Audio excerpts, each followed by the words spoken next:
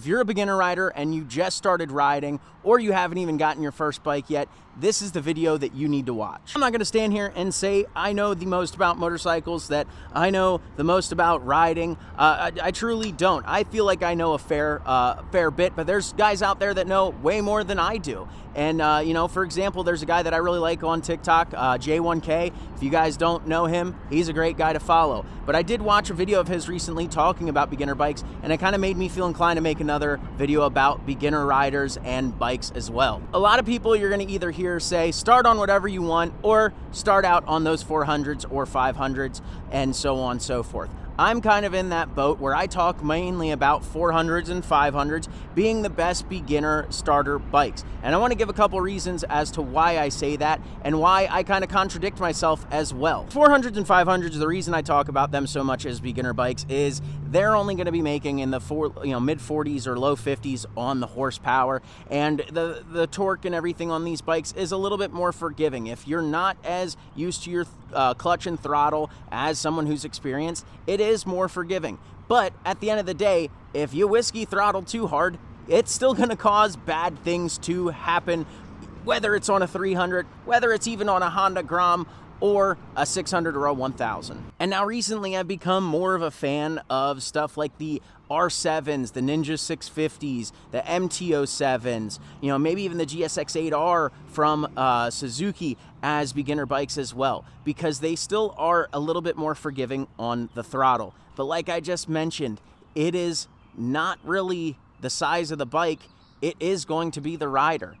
That's not to say start out on a ZX6R or an R1, but at the end of the day, throttle control really is the name of the game on these bikes. Even comparing the 1000s to something like a 400, the one thing I noticed right away, because I ride these bikes back and forth every single day, you know, test them out a little bit, is the clutch. When you let out the clutch on a 400 versus a 1000, there is a massive, massive difference in the pull that you get on that bike. When I just drove this R1 around here a minute ago, that R1, as soon as you start to let off that clutch, it really pulls you quick, and that is because of the power, that's because of the type of bike it is. Whereas something like this, you do, once you let out that clutch, really got to give it a little extra throttle to get up to speed. Whereas those 600s and 1000s, they do pull very, very fast off that clutch. So that is one main factor for beginner riders that you got to be thinking about when you're buying your first bike. In reality, I still love the 400s and 500s as beginner bikes,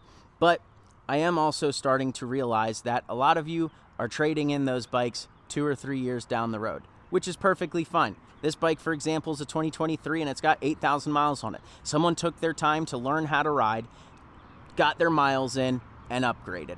There's nothing wrong with that. But at the same time, I want you guys to not be held back when riding as well. So maybe it is time that we start talking a little bit more about the R7s, the GSX-8Rs, the 650s, so on and so forth, as being better beginner bikes, because it's not something you'll outgrow and want to upgrade so quickly. I still want guys to be safe. I still want y'all to be safe when you're out there riding. And it does scare me. Even when I started out, I started on a little bit bigger of a bike than I felt like I should have. Did I go down once? Yes. Was it because of my inexperience? 100%. No one else was involved. So it's a tough call for me to make. But for you guys, you got to know what you're looking for. You got to know what you're going to get yourself into down the road. Maybe you are the type of person that needs to start on something like that R7. Maybe even a ZX6R is the starting point for you. But the main goal for me is to help you guys out with what you need to get and what you need to do to be safe. And that's the end of it. Bikes are dangerous creatures, and you know, we just want you guys to be out there riding safely. So only you know how you're gonna ride. Make sure you're making the right decision. Make sure you're being safe out there on the road. We appreciate it, guys. We'll see you very soon.